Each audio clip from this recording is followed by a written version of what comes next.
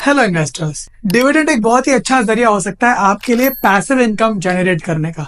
यानी आपने एक बार इन्वेस्टमेंट कर दी और फिर रेगुलर बेसिस पे आपको अपने बैंक अकाउंट में डिविडेंड्स क्रेडिट होते जाएंगे। कुछ कंपनीज ऐसी है भी जो बहुत ही कंसिस्टेंटली आपको डिविडेंड प्रोवाइड करती है। By the end of the video you will be completely aware about dividends. तो बेसिकली हम कुछ क्वेश्चंस को आंसर करेंगे यहाँ पे, जिससे कि आपकी अंडरस्टैंडिंग इजी हो जाएगी डिविडेंड्स को लेकर। ठीक है, तो बेसिकली पहले जानेंगे कि डिविडेंड्स होते क्या हैं, फिर हम जानेंगे कि डिविडेंड को कैलकुलेट कैसे किया जाता है, कौन से स्टॉक्स हैं जो डिविडेंड देते हैं, आप डिविडेंड स्टॉक्स को कैसे फाइंड आउट कर सकते हैं, डिविडेंड से जुड़ी हुई कुछ खास डेट्स होती है जो आपको पता होनी चाहिए, वो भी हम जान लेंगे। एंड फाइनली हम जानेंगे कि डिविडेंड यील्ड क्या होती है और डिविडेंड अगर अनाउंस हो जाता है तो उसका इम्पैक्ट क्या पड़ता है आपके शेयर्स पे। तो ये सारी चीजें आपको बाद end of the video clear हो जाएगी। पहला क्वेश्चन आंसर करते हैं कि भाई डिविडेंड्स होते क्या है। देखिए, डिविडेंड्स इज रिवॉर्ड। क्यों रिवॉर्ड है, कौन देगा ये रिवॉर्ड और कैसे देगा। देखो, हमने पहले ही पढ़ाई की थी कि भाई जो कंपनी होती है वो अपने शेयर्स को शेयर होल्डर्स में, यानी कि जो शेयर होल्डर्स होते हैं वो बेसिकली उस कंपनी के कुछ पर्टिकुलर हिस्से को ओन करते हैं, रिमेनिंग प्रमोटर के पास होता है, बराबर है। अब ये कंपनी करती क्या है, बिजनेस करेगी तो उसको क्या होगा, प्रॉफिट। अब इस प्रॉफिट को कंपनी या तो अपने पास रखेगी यानी रिटेन करेगी, या फिर वो अपने उन शेयर होल्डर्स को जिन्होंने उन्हें आईपीओ के वक्त पैसे दिए थे जब उनको जरूरत थी, तो उन्हें वो रिवॉर्ड करेगी। ये सिंपल रखना अपने दिमाग में कि बेसिकली शेयर होल्डर्स को मिलने वाला एक रिवॉर्ड है जो कि डिविडेंड के रूप में आता है। अब ये कैसे आता है और कैसे कैलकुलेट किया जाता है वो सब जानेंगे हम लोग। सबसे पहले हमको पता होना चाहिए कि डिविडेंड जो डिस्ट्रीब्यूट होता है वो होता है नेट प्रॉफिट से। कंपनी जब नेट प्रॉफिट कर लेगी तो उसमें से कुछ हिस्सा वो लोगों को, शेयर होल्डर्स को बांटेगी। तो से हम यहाँ पे एग्जांपल ले लेंगे, हमारा प्रॉफिट हुआ है 1000 करोड़ का नेट प्रॉफिट। नेट प्रॉफिट का मतलब होता है कि भाई आपका टोटल बिजनेस जो हुआ उसमें से जो भी खर्चा हुआ वो निकाल दोगे तो नेट प्रॉफिट मिलेगा। फंडामेंटल एनालिसिस जब करेंगे मैं आपको सारी चीजें अच्छे से समझाऊंगा about balance sheets, profit loss statement etcetera.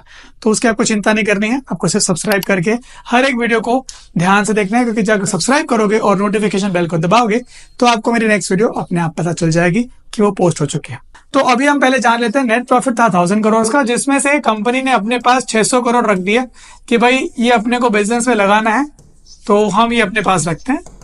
उसके बाद का जो बचा यानी कि 400 करोड़, ये एक्स्ट्रा पैसा है जो उन्हें अभी शेयर होल्डर्स में क्या करना है, डिस्ट्रीब्यूट करना है एज डिविडेंड। देखिए, अभी ऐसा नहीं होगा कि एक शेयर होल्डर के पास एक ही शेयर है, कई सारे शेयर होल्डर्स ऐसे होते हैं जिनके पास ज्यादा क्वांटिटी में शेयर होते हैं। तो कैसे कैलकुलेट किया जाएगा कि डिविडेंड कितना मिलने वाला है।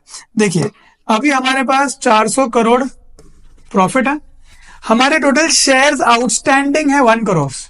कितने, 1 करोड़। तो पर शेयर को मिलने वाला है 400 रुपया। यानी अभी अगर मेरे पास लेट्स से 10 शेयर्स है तो मुझे कितने रुपए मिलेंगे, 400 इंटू मेरे 10, यानी मुझे मिलेगा 4000 रुपया। ठीक है, वैसे ही किसी के पास में 10,000 शेयर्स होंगे, किसी के पास में 1000 होंगे, तो जितना जिसके पास शेयर होगा पर शेयर उसको मिलने वाला है 400 रुपया। तो इस प्रकार कैलकुलेट किया जाता है डिविडेंड पर शेयर। दो चीजें आपको पता होनी चाहिए, एक होगा शेयर का शेयर प्राइस, दूसरा होगा फेस वैल्यू। ये बहुत इंपॉर्टेंट है। आपने कभी ध्यान से देखा होगा शेयर की फेस वैल्यू कभी होती है 10, कभी आपने 5 देखी हो, कभी 2 देखी हो, कभी 1 देखी हो, करेक्ट।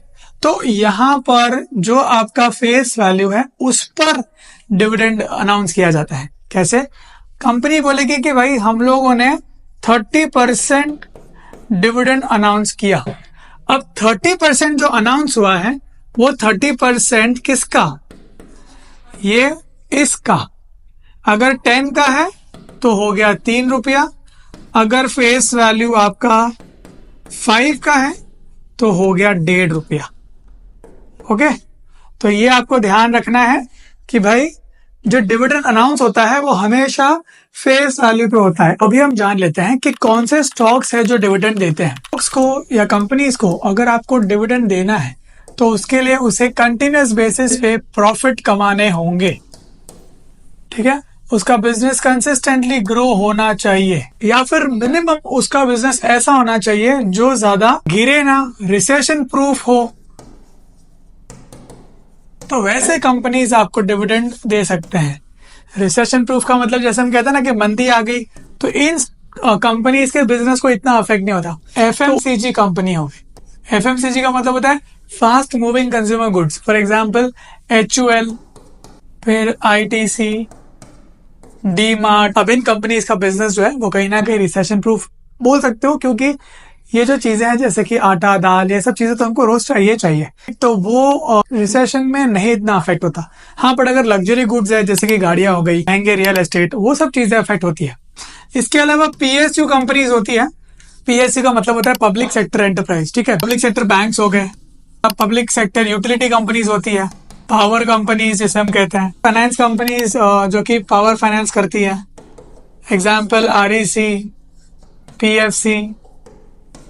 तो ये सारी कंपनीज जो होती है वो कहीं ना कहीं डिविडेंड देती है कंसिस्टेंट बेसिस पे। और ये भी देखा जाता है जनरली कि जो PSU कंपनीज होती है, क्योंकि उन्हें गवर्नमेंट को डिविडेंड देना ही होता है, तो कहीं ना कहीं उन्होंने जब इस्टेब्लिशमेंट की थी तभी गवर्नमेंट ने अपने पैसे लगाए थे, तो उनका भी डिविडेंड पॉलिसी कुछ ऐसा होता है कि वो हमेशा डिविडेंड पे करते ही है। ऑलराइट, तो PSU कंपनीज पे भी आपकी नजर होनी चाहिए। तो अभी हम ऐसे स्टॉक्स कैसे फाइंड आउट करें कि जो हमें डिविडेंड देता है? कोई ऐसा लिस्ट वगैरह होता हो तो कहाँ से मिलेगी? चलो बता देता हूँ। Dividend paying stocks. सो इसके लिए आपको पहले तो जाना है moneycontrol.com पे। बाद वहां पे आपको मिलेगा एक सेक्शन मार्केट्स का, इस पे क्लिक करेंगे। मार्केट्स के बाद आपको जाना है ऑल स्टैट्स पे। ऑल स्टैट्स जब आप क्लिक करेंगे तो आपको यहाँ पे राइट हैंड साइड पे बहुत सारे आइकन्स मिल जाएंगे, बहुत सारी कैटेगरीज मिल जाएगी। तो वहां पर ही आपको देखने मिलेगा टॉप डिविडेंड यील्ड्स। जो भी आपको एक्सचेंज पे जाना है आप जा सकते हो। वहां पे जैसे आप क्लिक करोगे, लेट्स से इस पे क्लिक करोगे तो आपको एक लिस्ट मिल जाएगी स्टॉक्स की जो आपको डिविडेंड पे करते हैं। और वहां पे आपको दो प्रकार की कैटेगरी से मिल जाएगी, एक्चुअली तीन, कि उसके 52 वीक हाई पे उसका क्या डिविडेंड यील्ड था, 52 वीक लो पे क्या डिविडेंड यील्ड है, और करंट क्या डिविडेंड यील्ड है। क्योंकि डिविडेंड यील्ड जो है ना, मैं आपको आगे जाके समझाऊंगा, वो अफेक्ट होती है शेयर प्राइस से भी। ऑलराइट, तो ये आपको मिल जाएगा, इससे आप फाइंड आउट कर सकते हो the list of stocks which give dividend. तो अभी हम जानते हैं कि डिविडेंड जब अनाउंस होता है तो उससे हमारे शेयर प्राइस पे कुछ इफेक्ट होता है कि नहीं। लेट्स से कंपनी ने अनाउंस किया डिविडेंड ऑफ 300%, शेयर प्राइस थी 50 रुपीज, फेस वैल्यू जो है शेयर की वो है 5 रुपीज। ओके, तो अभी 5 रुपीज का अगर मैं 300% देखूं 15 रुपया, करेक्ट। यानी इस केस में अगर आपको 15 रुपए मिल रहे हैं बैंक अकाउंट में ऑन अ पर्टिकुलर डेट, तो वही आपके शेयर प्राइस से माइनस हो जाएंगे और आपकी न्यू शेयर प्राइस हो जाएगी 35। ओके, तो आपके शेयर प्राइस से वही अमाउंट जो आपके बैंक अकाउंट में आ चुका है वो डेबिट हो जाएगा और आपकी शेयर प्राइस एडजस्ट हो जाएगी। इंपॉर्टेंट डेट्स जो आपको पता होनी चाहिए वो ये है, 3 है आइडियली। पहली है अनाउंसमेंट डेट। अनाउंसमेंट डेट का मतलब उस दिन जब डिविडेंड को अनाउंस किया जाएगा। सो जनरली वो आपकी AGM होती है या फिर EGM होती है। ये समझो यहाँ पे एग्जांपल के तौर पे अपन ले लेंगे 25 मई। अब उसके बाद आता है रिकॉर्ड डेट। जिस दिन कंपनी अनाउंस करेगी कि हम डिविडेंड देने वाले हैं, क्या उसी दिन वो डिविडेंड दे देगी? नहीं, वो एक डेट डिसाइड करेगी जिस दिन वो एक लिस्ट बनाएगी। उस दिन उस लिस्ट में जिनके नाम होंगे उन्हीं को डिविडेंड दिया जाएगा। तो उसे कहते हैं रिकॉर्ड डेट, यानी रिकॉर्ड करना। क्योंकि आप देखोगे हर रोज बाइंग सेलिंग होती है। आज किसी ने बाई किया, हो सकता है डिलीवरी में बाई किया हो, या आज ही वो सेल करते तो डिलीवरी से सेल हो गया हो, इंट्राडे किया हो। तो ऐसे कई सारी चीजें होती है जहां पर शेयर होल्डर्स के नाम बदलते रहते हैं। तो ये पर्टिकुलर डेट जो हम लोग यहाँ पे अज्यूम करते हैं 15 जून, तो वो क्या करेगी कंपनी, 15 जून को जिनके भी नाम रिकॉर्डर शेयर होल्डर रिकॉर्ड में होंगे उनको ही डिविडेंड दिया जाएगा। तो हो सकता है कि आप 13 तारीख को ही शेयर्स खरीद लो और 15 तारीख को आपका नाम शेयर होल्डर्स की लिस्ट में आ जाए, तो भी आप एलिजिबल हो जाओगे डिविडेंड के लिए। पर अगर आप 15 तारीख को लोगे तो आपके अकाउंट में वो शेयर आएंगे ही नहीं, क्योंकि डिमैट अकाउंट में आने के लिए एटलीस्ट 1 डे लगता है। तो आपको डिविडेंड नहीं मिलेगा। So you have to make sure कि आप 15 जून के पहले या फिर मैक्स उसी दिन शेयर होल्डर्स की लिस्ट में आपका नाम मिल जाए। इसके बाद आएगा एक्स डेट। अब सबके नाम रिकॉर्ड हो गए यहाँ पे, 15 तारीख को इन्होंने देख लिया भाई इन लोगों के नाम हमारे पास लिस्ट में आ चुके हैं, इनको हमको पैसे देने हैं। ओके, फिर एक दिन डिसाइड किया जाएगा, यहाँ पे अज्यूम करते हैं अपन 21 जून। तो 21 जून को पैसे आपके बैंक अकाउंट में आएंगे, ये इन्होंने डिसाइड कर लिया। यानी कि 15 जून को चेक करेंगे किसके किसके नाम है लिस्ट में, और 21 जून को उनके अकाउंट में पैसा आ जाएगा। जिस दिन उनके अकाउंट में पैसा आएगा उसी दिन वो शेयर प्राइस से डिडक्शन भी हो जाएगा। ठीक है, दो चीजें होंगी एक्स डेट पे, बैंक में क्रेडिट